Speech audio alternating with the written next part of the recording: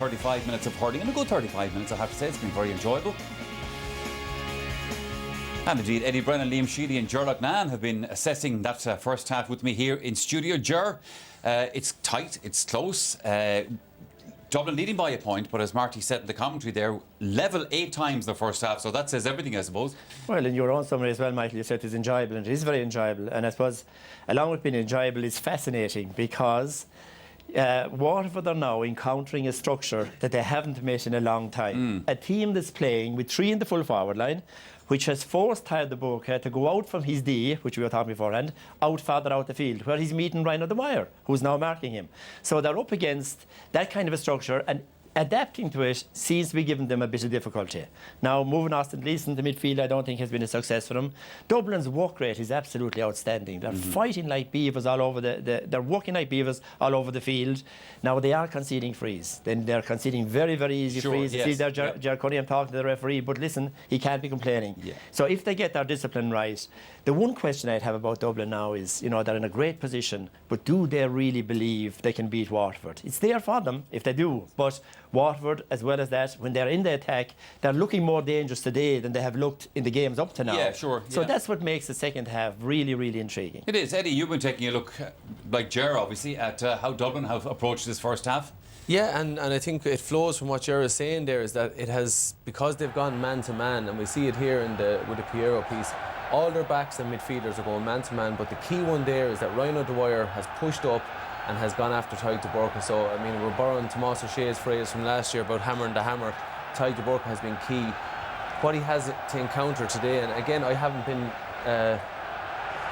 his biggest fan in the past, but to be fair to him, Ryan O'Dwyer is doing a serious job on Tyke de Burke. He's just getting stuck into him physically.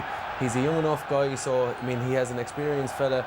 And here's what Ryan O'Dwyer has done, which probably Tyke de Burke hasn't experienced this year, is that he's fielding ball, he wins a free here, and he has also plundered 2 points from play.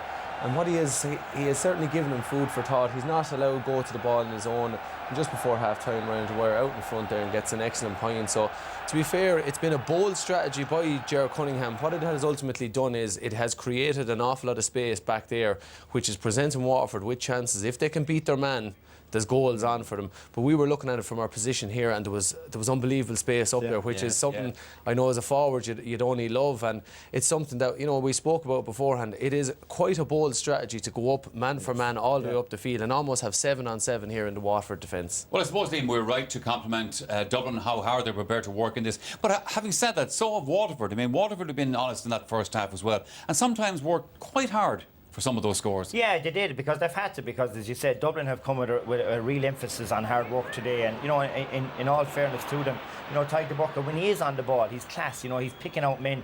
2 of their scores have come from Tyke de Burke's delivery, you know, so I think Dublin's strategy of shoving up on him is absolutely the right strategy. But, you know, you'll see an example here, like, you know, really hard work being put in by Brick Walsh, and Kevin Moore breaks onto the ball. And, you know, you can see the work that's going in here to try and create the score opportunity. And Shane Bennett, while he hasn't managed to hit the scoreboard, he has won his 2 frees, and he has been trouble. When he's on the ball, he's very, very dangerous. And fair to Dublin, they got back in numbers, but Paul Schutte missed the clearance. Colin Dunford sprinted onto it. But you see how hard Waterford had to work. They're really good at that short 10-15 yard pass. And there's Kevin Moore again, and popped it up. Now, they need to be more accurate from that type of situation. They've had some chances, Colin Dunford and Kevin Moore, and they've had 6 wides in that first half. To me, Waterford are just lacking a little bit of energy. I've seen them in the league final. I've seen them against Cork.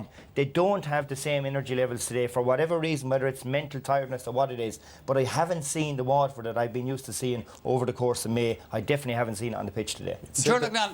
Yes, I'd say the longer that drags on, it plays into Dublin's hand, really. Yeah. Let me come back to a point that you were making there a minute ago about the way that Dublin are using the ball, the 3-man for forward line, the way they're sending that ball obviously in early and causing Waterford problems, and that shows in the scoreboard. Yeah, you see, they're looking where you know, they're thinking Tyke de Burke is going to be in the centre, so they're moving the ball towards the corner. This one here, take him out of the play, get it in. Now, Dotsy has 2 points got from that corner already. Noel Connors has gone off now, a vital man for Waterford, you know, very, very important player.